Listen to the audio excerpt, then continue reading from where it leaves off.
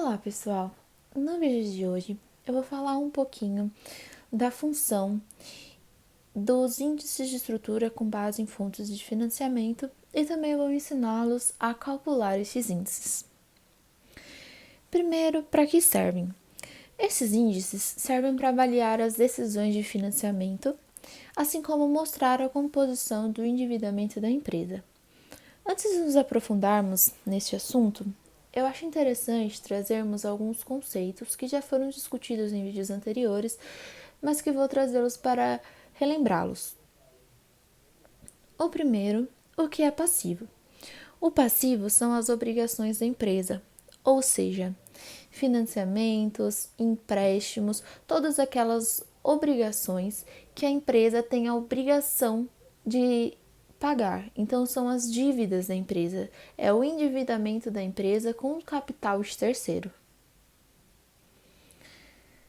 Esse passivo é aberto em passivo circulante e passivo não circulante. O passivo circulante são todos os financiamentos, os empréstimos, as obrigações que têm um prazo igual ou menor a 360 dias. Em contrapartida, o passivo não circulante ou passivo longo prazo são aquelas dívidas e financiamentos que ultrapassam o prazo de 360 dias. Como calculá-las? Vamos supor que você tem uma dívida, que a sua empresa tem um empréstimo num prazo de 5 meses. Você vai olhar, 5 meses é maior ou menor que 360 dias? É menor, então ele será considerado um passivo circulante. Se a sua empresa tem algum empréstimo de 1 ano e meio, por exemplo, 1 ano e meio ultrapassa 360 dias, então você irá contabilizar 1 ano, que é 360 dias, em passivo circulante, e o restante, o que ultrapassar esses 360 dias, que seriam os meses restantes, serão passivos não circulantes. Por último, o que é índice de endividamento da empresa? Esse índice, ele vai relacionar a quantidade de capital de terceiro, ou seja, o seu passivo, com os seus ativos e patrimônio líquido. É importante destacar que quanto menor o índice apurado, melhor a situação econômica da empresa. Trouxe aqui um exemplo de um balanço patrimonial para poder exemplificar um pouquinho tudo que vimos até agora. Do lado esquerdo, aqui, teremos o ativo da empresa. O ativo, conforme já visto em alguns vídeos anteriores, é composto pelos bens e direitos da empresa.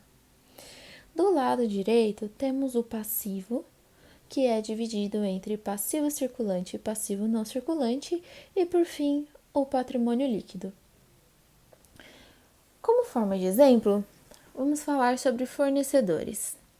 Fornecedores são aquelas compras que a empresa realizou de mercadorias, só que são compras a prazo. Então, se você compra uma mercadoria para ser paga em 12 meses, ela entrará em fornecedores do passivo circulante, porque ela é menor do que 360 dias.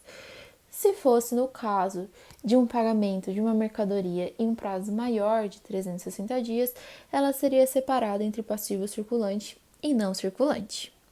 O patrimônio líquido, ele é composto pelas ações, pelas cotas, pelos investidores. Então, é aquele valor que os acionistas, os cotistas aportam na empresa como forma de investimento. Então, o patrimônio líquido é o capital próprio, é o capital dos próprios acionistas, enquanto que o passivo é o capital de terceiro. O primeiro índice de endividamento que veremos é o de participação de capital de terceiros. Capital de terceiros, como vimos agora há pouco, é o próprio passivo. Por que é considerado capital de terceiro? Porque não é capital dos próprios sócios, dos próprios investidores da empresa. Serão empréstimos de bancos, por exemplo, serão fornecedores, que é o valor que você deve a outras pessoas, serão os financiamentos que você pode ter pegado em algum banco. Então, tudo isso compõe o capital de terceiros. Para que serve esse índice? Ele vai mostrar a proporção de dívida total, considerando curto e longo prazo, em relação aos recursos próprios, ou seja, do capital próprio, do patrimônio líquido. Quanto menor o índice, menor é a dependência da empresa em relação a recursos de terceiro. Como que é feita essa fórmula? A gente vai considerar, então, tudo que for passivo, tanto o passivo circulante quanto o passivo não circulante, e vamos dividir pelo patrimônio líquido. Depois de tudo isso, vamos multiplicar por 100. Para exemplificar, trouxe novamente o balanço patrimonial utilizado agora há pouco.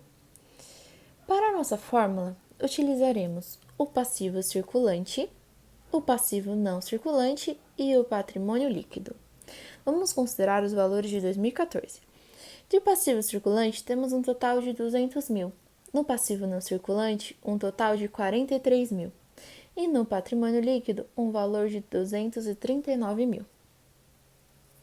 Certo, agora vamos encaixar esses valores que verificamos agora na fórmula.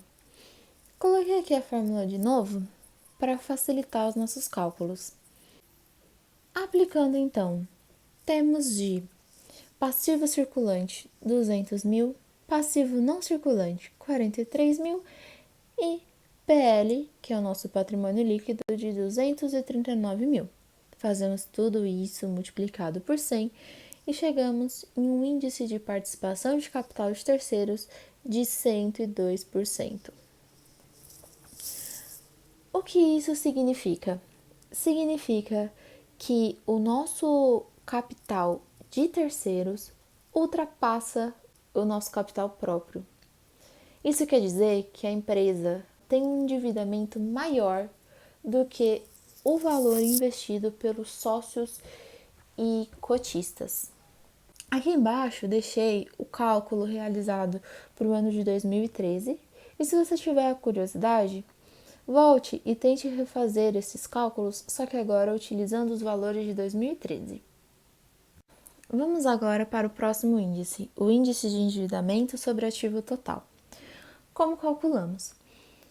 Utilizamos o passivo, tanto circulante quanto não circulante, e dividimos pelo ativo total da empresa.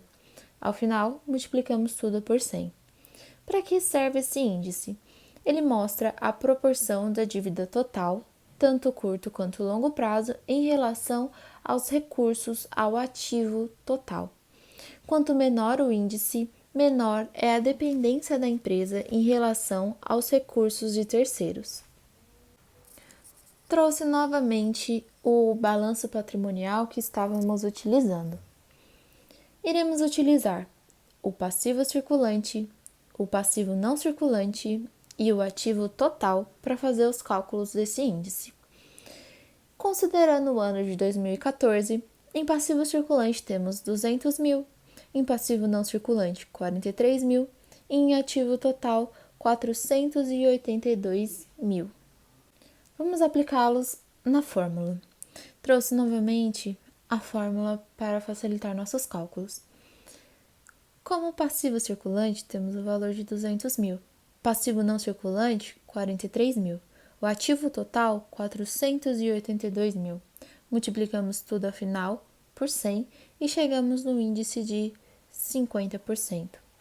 O que isso significa? Significa que o nosso capital de terceiros, o nosso passivo, é menor do que o nosso ativo. E o que isso quer dizer? Quer dizer que as nossas obrigações, os nossos endividamentos, é menor do que os bens e direitos a receber da empresa. Esse é um cenário muito bom. Coloquei novamente os valores de 2013 aqui embaixo e se você tiver a curiosidade, volte na tela anterior e refaça os cálculos, veja se chega em 53%. Próximo e último índice é a composição do endividamento. Aqui iremos ver o quanto o nosso passivo circulante representa do nosso passivo total. Quanto menor o índice, menor a pressão no curto prazo sobre o caixa da empresa. Novamente, trouxe para exemplificar o nosso balanço patrimonial que estamos usando até agora. Para este cálculo, iremos utilizar novamente nosso passivo circulante, o nosso passivo não circulante. Nosso passivo circulante é de 200 mil e o não circulante de 43 mil. A fórmula que iremos utilizar é esta. Como passivo circulante, tínhamos o valor de 200 mil. Novamente, aqui embaixo, passivo circulante de 200 mil. E o nosso passivo não circulante de 43 mil. Multiplicamos tudo isso por 100 e chegamos em um índice de composição de endividamento de 82%. Ou seja, das nossas obrigações totais, 82% é de curto prazo, ou seja, menores do que 360 dias. Novamente deixo aqui o ano de 2013. Se você tiver um interesse, vá lá e veja se chega em 77%. Bom, pessoal, o que tínhamos para apresentar sobre índices de estrutura com base em fontes de financiamento era isto. Espero que tenham entendido e caso não, deixem nos comentários quais são as dificuldades que iremos responder. Obrigada pela atenção.